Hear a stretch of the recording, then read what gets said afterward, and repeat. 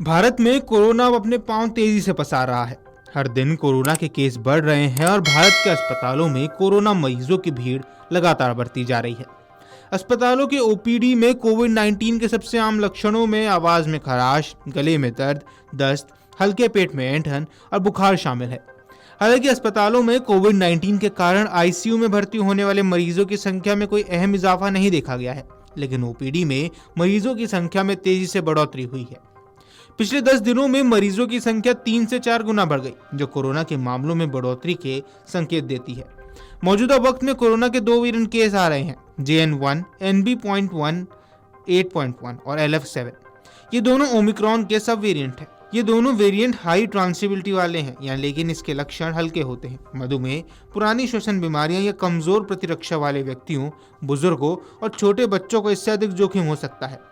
अस्पतालों की ओपीडी में रिपोर्ट किए जा रहे सामान्य लक्षणों में लगातार बुखार, सूखी या परेशान करने वाली खांसी, आवाज में खराश, नाक बंद या हल्की बहती नाक, थकान और मांसपेशियों में दर्द, सिर दर्द, हल्के गैस्ट्राइजेशन लक्षण जैसे मतली या दस्त या गले में असुविधा या गले में खराश शामिल है।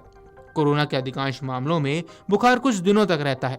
विभिन्न ऊपरी श्वसन लक्षण जैसे आवाज में खराश और गले में दर्द भी 1 या 2 दिन में ठीक हो जाता है। बात अगर महाराष्ट्र की करें तो महाराष्ट्र के स्वास्थ्य विभाग ने बताया कि गुरुवार को राज्य में कोविड-19 के 76 नए मामले सामने आए। बताया गया है कि 1 जनवरी से अब तक राज्य में कुल 557 नए मामले आ चुके हैं। वर्तमान में 425 सक्रिय हैं, जबकि 165 मरीज ठीक हो चुके हैं।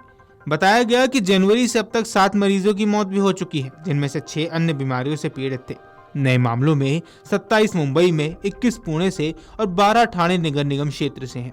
8 कल्याण नगर निगम, 4 नवी मुंबई, 1 कोल्हापुर नगर निगम और 1 अहिल्या नगर निगम से और 2 रायगढ़ जिले में पाए गए हैं। विभाग ने बताया कि जनवरी 2025 से अब तक मुंबई में कुल 379 मरीज सामने आए हैं। वहीं आपको बता दें, गुरुवार को राजस्थान में भी कम से कम 15 नए कोविड-19 के मामले सामने आए थे, जिसमें जयपुर में सबसे ज्यादा 9 मामले दर्ज किए गए, जोधपुर में 2 मामले जबकि उदयपुर में 4 मामले सामने आए हैं।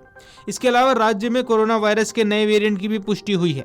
पुणे के national institute of virology NIV को भेजे गए 4 मरीजों के नमूनों में XFG और FLG 7.1 वेरिएंट के 2 मामले सामने आए हैं। वर्तमान में ये 2 वेरिएंट भारत के पश्चिमी और दक्षिणी राज्यों के अधिक बार रिपोर्ट किए जा रहे हैं। इनके अलावा JN1 और NB.1.8.1 सीरीज के स्ट्रेन का ये पता लगाया जा रहा है। कर्नाटक में 70 वर्षीय व्यक्ति की मौत diabetes, heart blood pressure, IHD और पॉजिटिव स्थिति से जुड़े देर से शुरू होने वाले दौरे के साथ एंसोफेलोपैथी के साथ अचानक कार्डियो रेस्पिरेटरी अरेस्ट के कारण हुई। अधिकारियों ने बताया कि बुधवार को सेक्टर 32 स्थित सरकारी मेडिकल कॉलेज एवं अस्पताल में कोविड-19 वायरस के कारण 40 वर्षीय मरीज की मौत हो गई। वर्तमान में भारत में बात करें तो भारत में लगभग 2000 सक्रिय मामले हैं और अब तक कम से कम 15 मौतें पहले ही हो चुकी हैं। स्वास्थ्य विशेषज्ञों की माने तो मौजूदा लहर में ओपीडी में मरीज जिन लक्षणों की शिकायत लेकर आ रहे हैं, उनमें गले में खराश या भारीपन, बुखार, दस्त और पेट में हल्का दर्द, हल्की थकान और आवाज में बदलाव देखा गया है। स्वास्थ्य मंत्रालय और ICMR ने राज्यों को निर्देश दिए कि सभी राज्यों में जांच दर बढ़ाई जाए। इसके अलावा हॉस्पिटल में बेड, ऑक्सीजन और दवाइयों की उपलब्धता सुनिश्चित की जाए। सार्वजनिक स्थानों पर मास्क पहनने की सलाह दी जाए और हाई रिस्क समूहों को बूस्टर डोज लगाने की सिफारिश करें। आपको बता दें कि देश में रॉकेट की रफ्तार से बढ़ रहे मामलों की जब जांच की गई तो पता चला इस देश में इस वक्त कोरोना के 4 नए वेरिएंट्स एक्टिव हैं। ये वेरिएंट LF.7, XFG, JN1 और NB.1.8.1 सीरीज के हैं।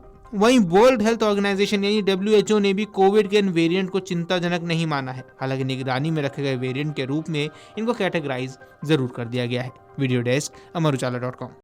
अगर आप ये वीडियो YouTube पर देख रहे हैं तो हमारे चैनल को सब्सक्राइब कर बेल आइकन दबाएं और Facebook पर देख रहे हैं तो हमारे पेज को लाइक करें।